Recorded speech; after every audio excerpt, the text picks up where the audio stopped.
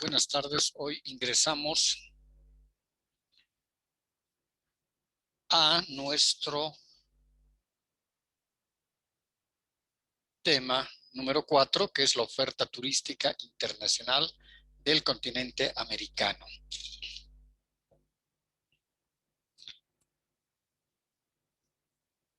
Vamos a ver de que existe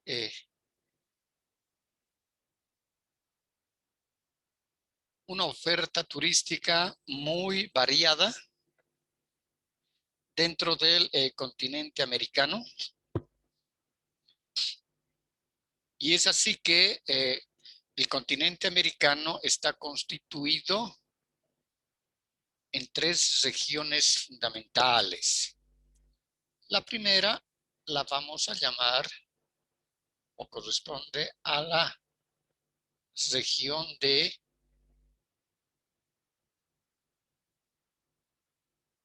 Norteamérica, que está compuesta por, desde el casquete polar que viene de acá, Canadá, Estados Unidos y México. Luego, en esta parte tenemos la región de Centroamérica,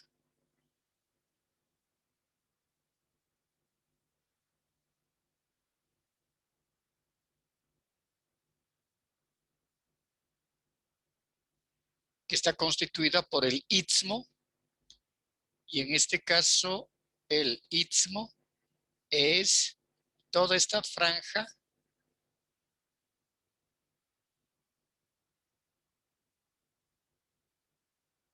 de territorio que están constituidos por varios países y el sector del Caribe,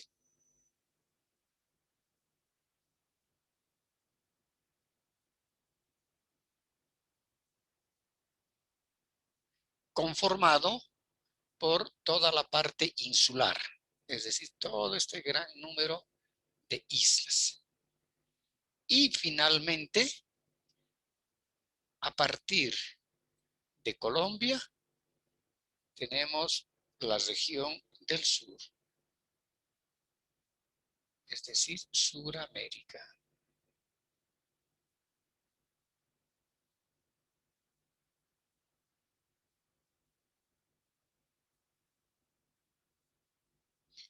Que llega hasta el Cabo de Hornos. Entonces, el continente, como decíamos, está dividido en 3 regiones: Norteamérica, Centroamérica y Sudamérica.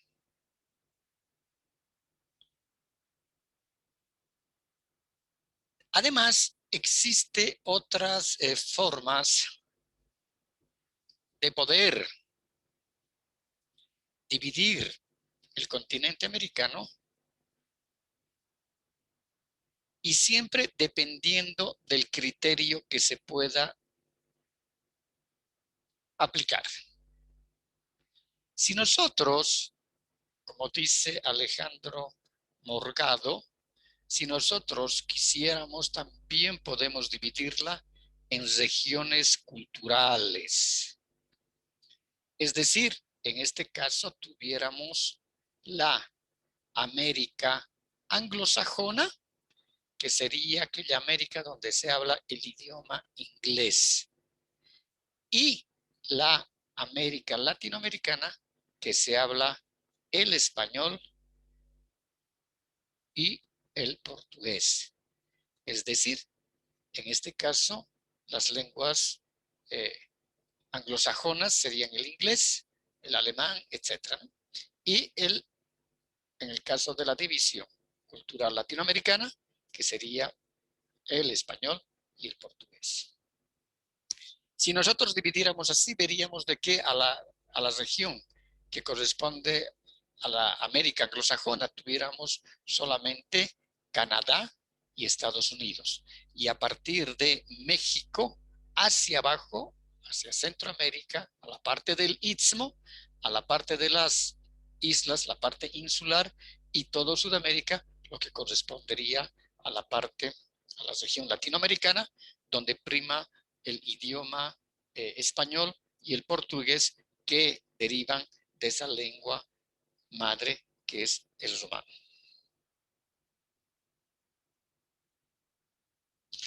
Si nosotros vemos desde una imagen satelital, aquí veríamos la América anglosajona, que como decíamos correspondería a Alaska, en esta parte. Aquí tenemos al Canadá y aquí tenemos a Estados Unidos. Y que lógicamente Alaska pertenece a Estados Unidos desde cuando Estados Unidos la compró, decíamos, al zar Nicolás II, al zar ruso Nicolás II, por un precio determinado. Y aquí vemos la América Latina desde México, ¿no?, a todo el resto de Latinoamérica, exceptando la parte de las Guyanas, lo que fueron en ese entonces la Guyana francesa, la Guyana holandesa.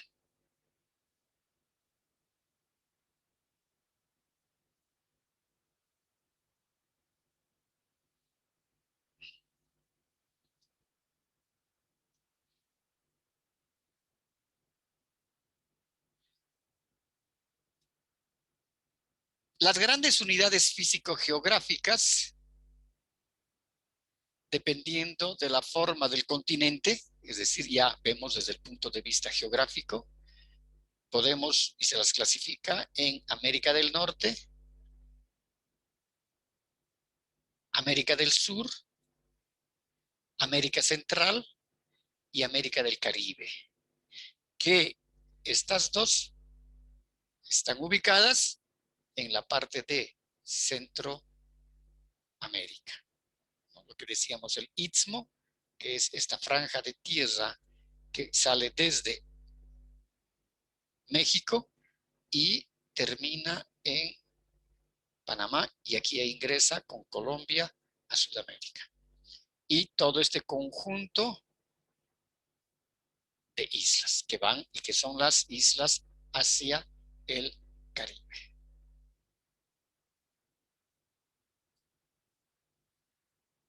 Las regiones fisiogeográficas de América las podemos visualizar también cuando dividíamos en tres partes, tres regiones: Norteamérica, Centroamérica y Suramérica. Que Norteamérica correspondería hasta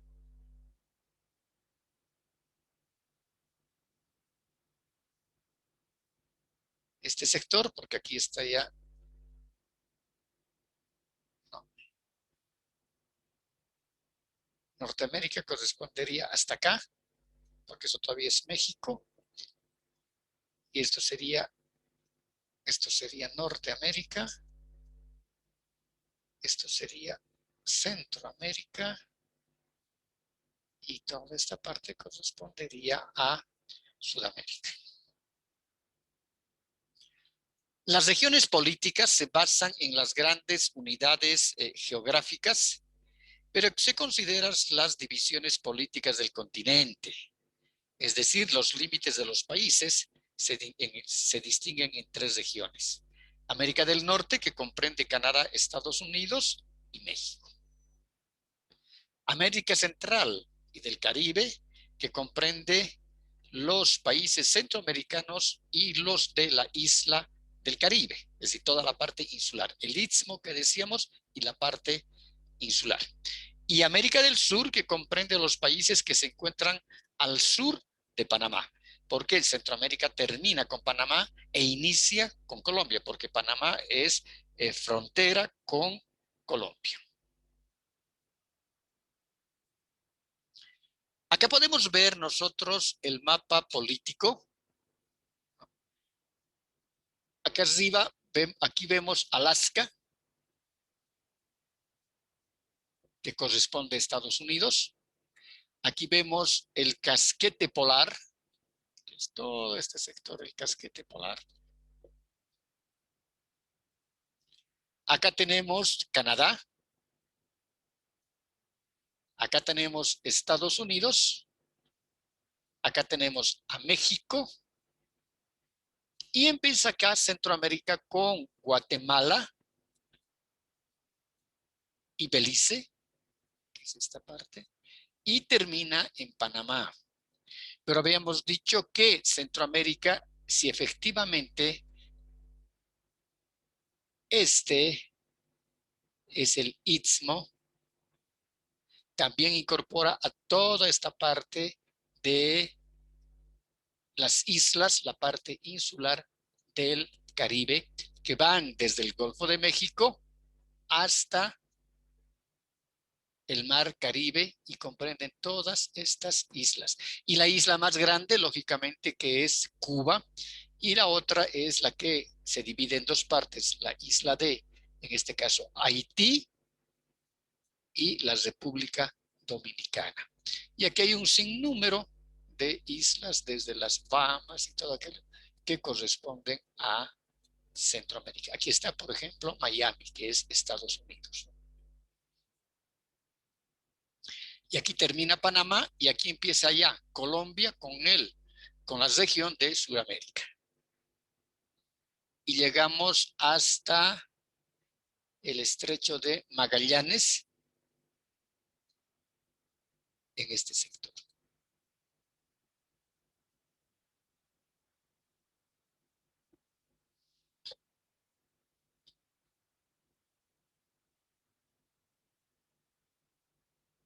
¿Cómo está conformado el relieve americano? El relieve americano es muy variado. En cada zona el pico de relieve se fue modificando a lo largo de millones de años por acción de fuerzas internas y fuerzas externas, es decir, en el suelo, ya en la parte externa de la superficie, y también en las zonas externas e internas. Aquí podemos ver nosotros las características que tienen las montañas. Algunas son picudas y otras son totalmente redondeadas. Por eso decimos que el relieve americano es muy variado. En cada zona el tipo de relieve se fue modificando a lo largo de millones de años por estas acciones internas y estas acciones externas. Por ello, las montañas son diferentes de acuerdo a su antigüedad. Las montañas más nuevas son las altas y puntiagudas, como estas, por ejemplo. Es decir, que en el proceso de evolución son las últimas que han surgido de las aguas. Y las más viejas son las bajas y redondeadas. Es decir, esas montañas que tienen esta forma. En el suelo americano hay de ambas características.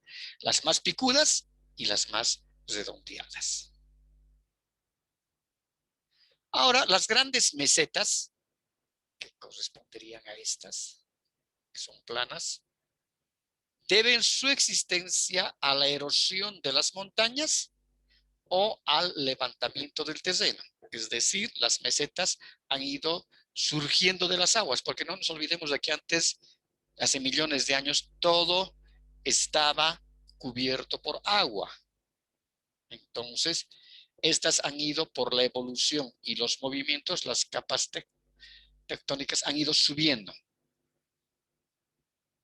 Ahora, las llanuras pueden haber surgido por evaporación de lagos, alejamiento de mares o sedimentación de los ríos. Es por eso que la parte de las llanuras y especialmente lo que nosotros vemos en los llanos orientales, en toda la parte amazónica de la región de Sudamérica, y también vemos parte de estas llanuras, ¿no?, en Centroamérica, son las que tienen la mayor materia vegetal y los mejores nutrientes tienen esos suelos justamente por la evaporación de los lagos, el alejamiento de los mares y el sedimento de los ríos, lo que los ríos han ido dejando, sedimentando y dejando ahí justamente sus, la tierra que traían los ríos se han ido sedimentando en estos sectores y se han vuelto muy ricos en esos suelos, muy ricos en nutrientes. Dentro de los mayores niveles o con mayor altitud, en América podemos distinguir, de acuerdo a las regiones, en América del Norte se encuentran las cadenas montañosas paralelas como la cadena de la costa y las montañas rocallosas o rocosas, ¿no? Que son grandes eh, montañas y que forman las cordilleras y que van paralelas. Avanzando en el sur, en territorio mexicano, se encuentra la cadena montañosa como la Sierra Madre de Occidente y la Sierra Madre de Oriente, entre las cuales se extiende la meseta central mexicana, donde están asentadas la Ciudad de México, por ejemplo, y al fondo se llega a ver la parte de la cordillera y, en este caso, la meseta central, que sería esta, donde está asentada Ciudad de México, pero que hay todavía relieves en toda la parte de la meseta. E inclusive todavía existe y se puede observar que hay un volcán que está en actividad, emitiendo gases, el Popocatépetl.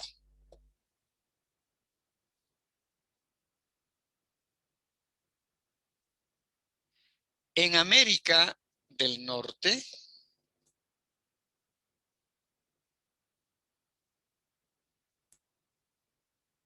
tenemos el lago Moraine, que son montañas rocosas canadienses. Y aquí podemos ver estas montañas totalmente picudas, que son montañas jóvenes,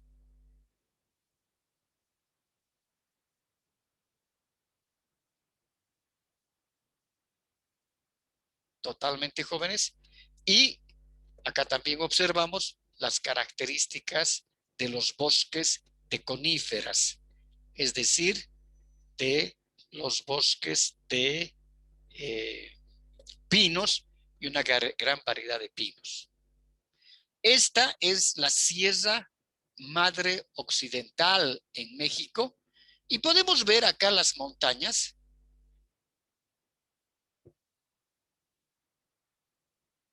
que no tienen, es decir, una gran vegetación. La vegetación está determinada fundamentalmente por las temporadas de lluvias. El resto del tiempo, en otoño y en invierno, se ponen así, muy parecidas a las montañas que nosotros tenemos acá en Cochabamba, en el sector que correspondería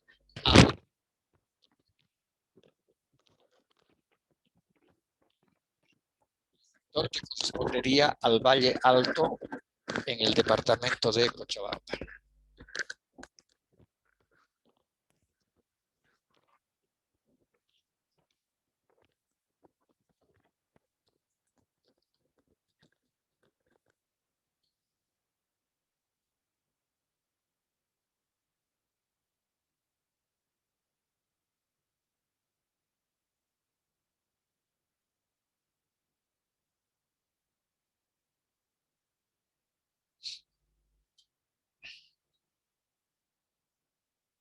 Si nosotros vemos esta imagen satelital, podemos observar aquí el casquete polar, que está en el polo norte, que sería este. Y aquí vemos toda la región de Canadá, está Alaska, acá también. Canadá, Estados Unidos y también la parte del Golfo de México, que sería este. Esta es la isla de Cuba. Y aquí está la parte de Belice. Y aquí ya vemos la parte del Istmo. Y aquí vemos ya a el continente, la región del continente de Sudamérica.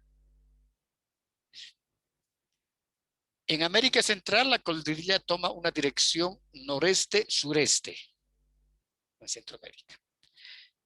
En América del Sur se localiza la cordillera de los Andes, que esta nace en Venezuela y se extiende hasta Tierra de Fuego en el extremo austral, es decir, entre lo que es al polo norte, al polo sur, Chile y la Argentina.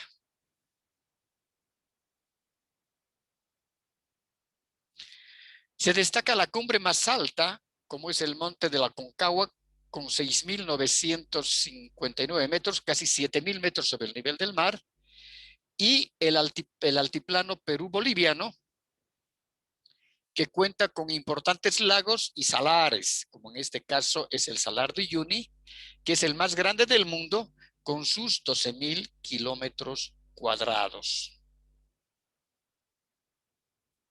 Aquí podemos ver estas imágenes de América del Sur. Aquí vemos el Salar de Uyuni de Bolivia. Y aquí vemos el monte de Aconcagua, que está entre Chile y la Argentina,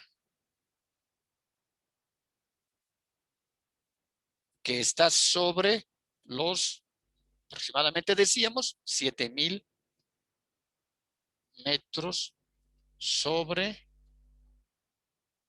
el nivel del mar.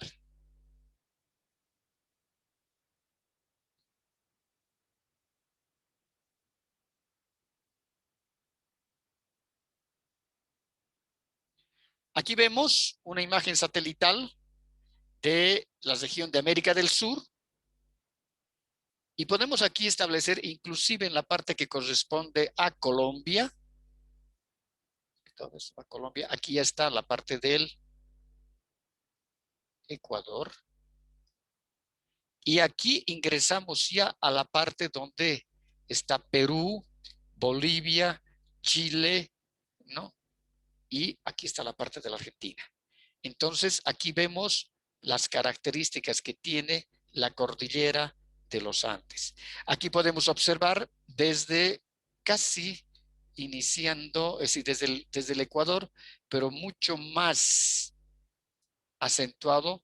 En este sector vemos todo el desierto de Atacama, que está en Chile, ¿no? Y el desierto de Atacama es el desierto más seco del planeta. Aquí observamos la parte cordillerana, ¿no? Y sus estribaciones. Y aquí podemos ver toda esta mancha verde que corresponde al sector amazónico. En este otro sector, aquí podemos ver parte de los bosques secos, que serían los bosques chiquitanos, que tienen también su influencia con de Bolivia limita con el Paraguay, ¿no? Y aquí vemos todo el sector que corresponde a la Argentina y que es fronterizo con Chile hasta llegar al estrecho. La masa verde, está Venezuela, aquí debe estar Caracas. Toda esta masa verde corresponde al sector amazónico y que es en este caso los bosques más grandes que tiene el planeta.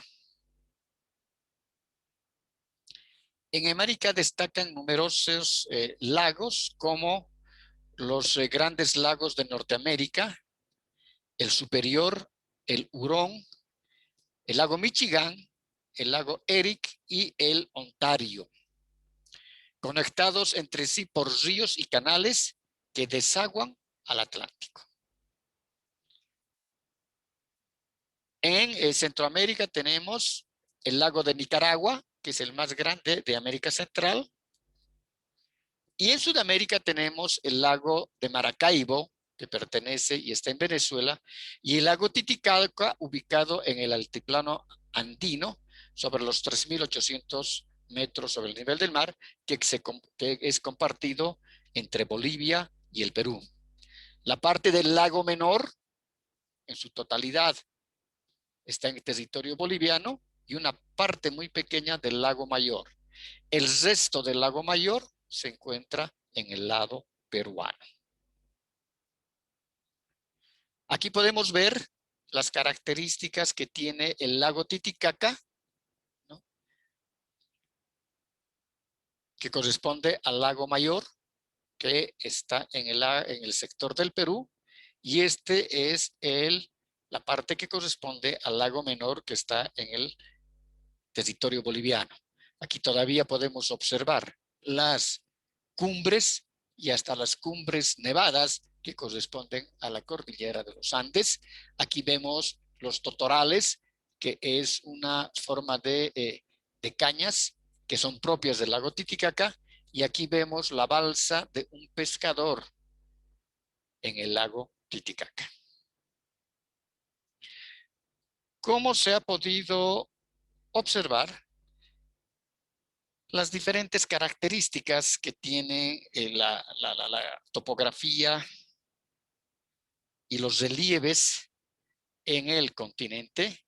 Vamos desde las altas, picudas montañas a las montañas más redondas, y que éstas luego van bajando hasta crear, decíamos, lo que son las sabanas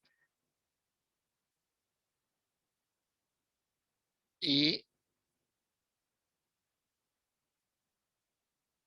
los llanos orientales, y que llegan lógicamente hasta el océano Atlántico de este lado, y aquí tenemos el Pacífico. Es una geografía muy variada, una geografía muy diversificada, y que culturalmente también es muy diferente. Porque si vemos en el sector de Norteamérica, lo que corresponde a los países de Canadá y Estados Unidos, ellos fueron conquistados por los británicos, y que hubo, decíamos, una influencia también con los franceses, ¿no? Pero al final, es decir, los que toman la mayor posición son los ingleses, ¿no? A partir de México ya llegan los expedicionarios y los conquistadores españoles desde México hasta Chile y la Argentina. Entonces, toda esta parte que corresponde a Centroamérica, el Istmo, a la parte insular, y toda la región de Sudamérica, fue colonizada por los españoles y por los portugueses. Para el caso de los portugueses, que han conquistado lo que hoy corresponde al territorio de el Brasil.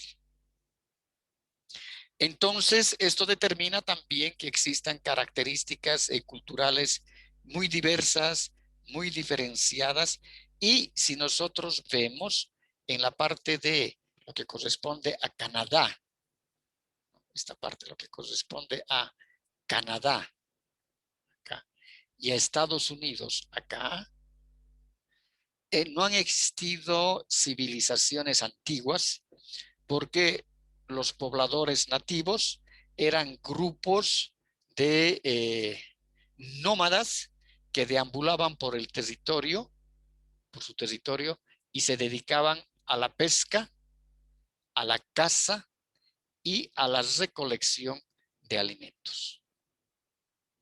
Por eso que no han habido grupos asentados, ni tampoco culturas precolombinas. A partir de México tenemos las mayores y las más importantes civilizaciones antiguas, como son los mayas, los aztecas, los cholchecas, los toltecas, los mexicanos, es decir, una gran variedad de culturas y que han dejado un gran simbolismo en sus construcciones, ¿no? En sus templos, en sus pirámides, y lógicamente que esa incidencia de los mayas, como también de los aztecas, de los mayas, llega inclusive hasta todo el sector de Centroamérica, llega al Istmo, ¿no? Llega a la parte insular e inclusive vemos, según los estudios realizados por los arqueólogos, se han encontrado inclusive en el territorio colombiano todavía eh, ciertos vestigios de los mayas, de la cultura maya. Eso significa cómo han ido bajando desde el sector de la meseta, de la gran meseta mexicana, ¿no? Hasta se han incorporado inclusive en toda la parte del Golfo de México, lo que hoy es Cancún y todo ese sector, ¿no? Y han cruzado y han seguido hasta llegar a Sudamérica, a Colombia. Y en Sudamérica, en la región de Sudamérica, tenemos las culturas también precolombinas, como han sido los grandes exponentes de esa época, las culturas inca, y también han existido culturas pre-incas, ¿no? Ahí tenemos a los tehuanacotas, tenemos a los uros, a los chipayas, etcétera. Y han habido también culturas en el resto de los países, como es en el caso de Colombia, como es en el caso de Venezuela, ¿no? Y también han habido ciertos grupos que inicialmente eran grupos nómadas y que luego pasan a ser grupos sedentarios en el sector que hoy vemos entre Venezuela, fronterizo y también con el Brasil, ¿no? Pero son grandes extensiones territoriales que existen en todo este sector de los llanos orientales, ¿no? Y que son bosques, inmensos bosques que corresponden al Amazonas, donde la mayor parte de la población era una población nómada, que eran recolectores de frutos, cazadores, pescadores, y que en muy pocos casos han logrado asentarse en un territorio, tomar bajo su posición el territorio, dominar el territorio y poder crear, es decir, una organización territorial administrativa, como ocurre en la parte del occidente y en este caso en las culturas incas y en las culturas pre-incas.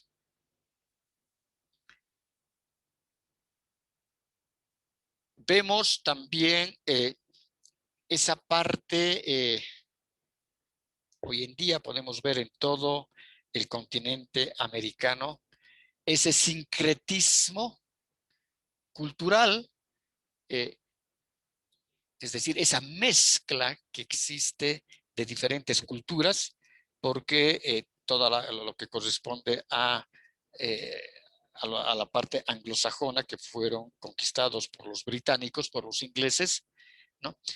Y también vemos cómo en la parte de México y bajando de México, es decir, hay culturas nativas, decíamos, ¿no?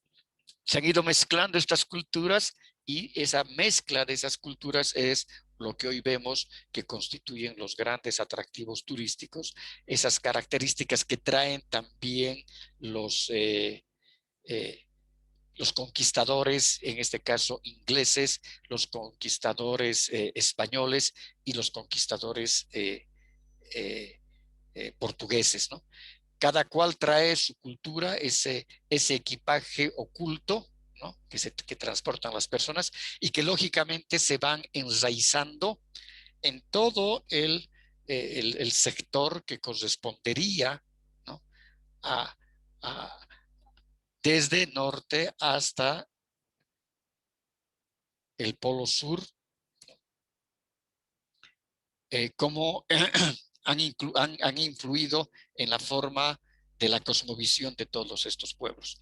Y decíamos también en alguna de las otras clases, sesiones, de que cómo la influencia que existe y existido de esas características ancestrales traídas desde el África que trajeron los esclavos, porque veíamos de que toda la parte oriental de la región de Sudamérica y también de Centroamérica, lógicamente, eran extensiones grandes y no habían mano de obra que pueda trabajar. Entonces los conquistadores traen a los esclavos de los territorios que dominaban ellos en el África, y ahí es que la raza negra también se incorpora a este lado en la América para la explotación de las tierras en la parte agrícola, la explotación de las minas, la explotación de los minerales, etcétera. Entonces, la influencia ha sido muy grande, tanto de África con los africanos y de Europa con los europeos que han conquistado toda esta región. Por eso es un sincretismo total, es una mezcla de razas, es una mezcla de tradiciones, es una mezcla de costumbres, el resultado que hoy existe en toda la América. Bien, ahí quedamos. Nos vemos en la siguiente clase.